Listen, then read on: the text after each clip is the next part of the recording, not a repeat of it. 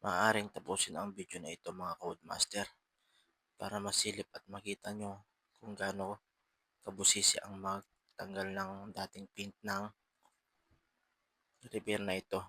Narawod po yan. Palabasin natin yung pagka-natural niya mga Codemaster. Yan o, sa mga sulok-sulok niya, sinusungkit mano-mano po yan. Hindi po kaya ng machine yan. Nakikita nyo yung mga sulok-sulok mga Codemaster. Ganyan po kabusisi. Ganyan po kahirap ang mag-repair ng ganyan na upuan, ganyan na item. So, ang dating kulay po na ito, pinatungan po ng dark po. Tsaka yung ginamit pa nilang pag-paint is local na varnish. Nagmukhang local tuloy na kahoy.